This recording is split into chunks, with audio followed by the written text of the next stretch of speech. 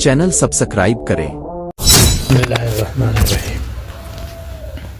नहमदुहु व नुसल्ली अला रसूलिहिल करीम। अम्मा बाद। रातें बड़ी कीमती रातें हैं और इन रातों में हर मुसलमान मर्द औरत के लिए तहज्जुद की नमाज के लिए उठना और नमाज तहज्जुद पढ़ना और उस वक्त ज़िक्र करना, तिलावत करना, तस्बीहात पढ़ना और दुआएं मांगना बेहद मुफीद है और इसका बड़ा ही अजर व सवाब है। और तहज्जुद के वक्त की दुआ रद्द नहीं होती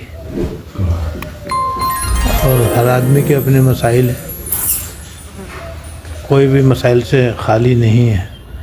तो भाई थोड़ी सी हिम्मत करें और तहज्जुद में उठकर इस्तंजा से फारिग होकर सुन्नत के मुताबिक वज़ू करें और तहज्जुद की कम से कम 2 रकअतें अदा करें। 2 रकअत से लेकर 12 रकअत तक तहज्जुद पढ़ना हुज़ूर सल्लल्लाहु अलैहि वसल्लम से साबित है। 2 से ज़्यादा बेहतर है कि 4 रकअत पढ़ लें, 6 रकअत पढ़ लें, 8 रकअत पढ़ लें। आम तौर पर हुज़ूर सल्लल्लाहु अलैहि वसल्लम चाहे रमज़ान होता या रमज़ान न होता 8 रकअत पढ़ा करते थे, लेकिन 12 रकअत पढ़ना भी साबित है। तो ये तहज्जुद पढ़ें और फिर अपने अपने मकासद की खूब दुआएं करें, मुसलमानों के लिए दुआएं करें तो वो दुआएं कबूल होती हैं, जिसमें बड़ा अजर सवाब भी। आज एक हदीस शरीफ आपको सुनाता हूँ जिसमें तहज्जुद पढ़ने और तहज्जुद में कुरान करीम की तिलावत करने का बड़ा ही सवाब बयान किया गया है। अल्लाह ताला हमें तौफीक अता फरमाए।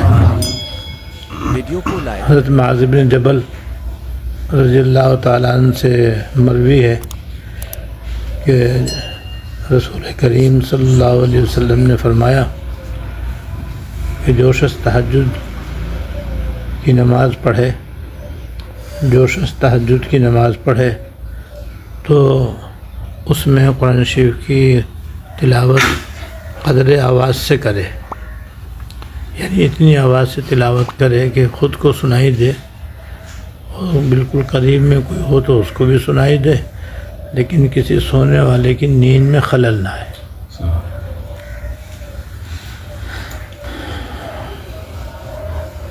क्योंकि जब कोई आदमी तहज्जुद की नमाज पढ़ता है तो फरिश्ते भी उसके साथ नमाज पढ़ते हैं, फरिश्ते भी उसके साथ तहज्जुद की नमाज पढ़ते हैं और उसकी क़िराअत सुनते हैं।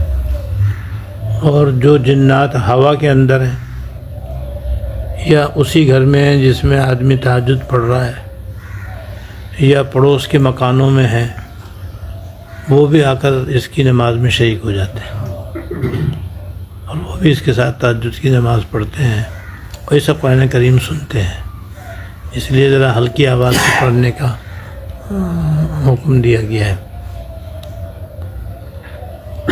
और इसके तहज्जुद पढ़ने और उसमें कुरान शरीफ की तिलावत करने की बरकत से अल्लाह ताला उस घर में से भी और उसके करीब करीब के जितने भी घर हैं उन सब से सरकश शयातीन को और जिन्नात को दूर कर दिया जाता है।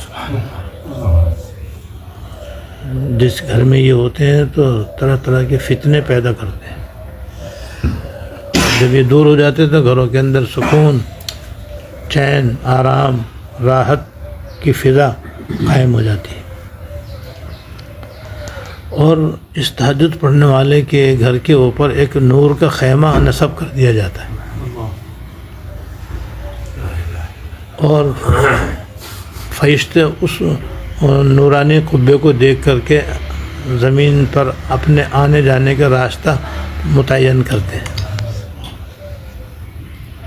जैसे समंदरों के अंदर पानी के जहाज़ वाले और बड़ी बड़ी किश्ती वाले सितारों को देखकर अपनी मंजिल का तयन करते हैं, ایسی تہجد پڑھنے والے کے گھر کی چھت پر ایک نور کا خیمہ نصب کر دیا جاتا ہے، اور فرشتے آسمان سے آتے بھی ہیں جاتے بھی ہیں، وہ اپنے آنے جانے کے راستوں کا تعین اس خیمے سے کرتے ہیں، وہ فلاں خیمے سے اس طرف جانا ہے یا اس طرف جانا ہے، ادھر جانا ہے یا ادھر جانا ہے۔ یہ بھی اس کا کتنا بڑا اکرام ہے اور اس کا کتنا بڑا اعزاز ہے۔